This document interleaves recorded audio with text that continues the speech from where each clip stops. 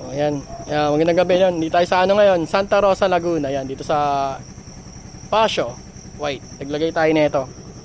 Zenlo X1 na 60 watts sa atong Pia original. Yan. Lagay natin. Ayun yung mounting. At saka ito, dual contact. Harap likod itong nilagay ko. Ito yung white nya. Do. Tapos yung high. Dilaw. Ayun. Ayun yung low. Ito yung high. Liwanag yan. Tapos yung switch nito, ginawa namin ito.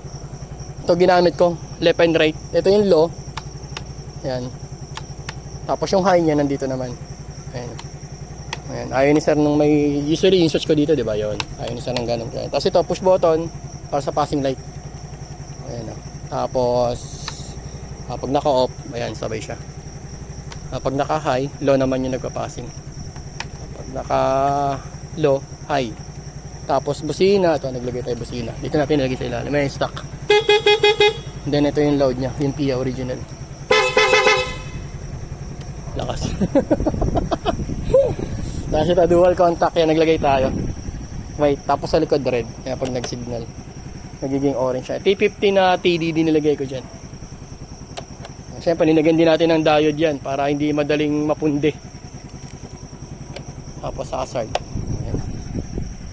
Da. Sa likod. Sa patulong ako, sir. Pa-brake ako, sir. Pa-brake. Oh, ayan. Pag nag-brake siya, ayan, nagiging ano na siya. Tatlo na. Bitaw, sir. Brake ulit. Oh, ayan. Tapos signal light ka nga, sir. Oh, bitaw ka muna sa brake, sir.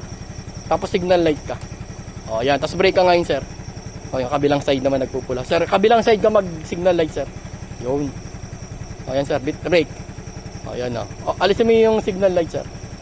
Tapos isa pa, sir, brake. Ayun, nag-grade siya. Dagdag visibility dun sa motor. Ayan, dito sa Pasio White. Ito kay, ano pa kami, sir? Ralph, no? Sir Ralph ng Santa Rosa, Laguna. Nag-home service tayo dito. Yun lang, thank you.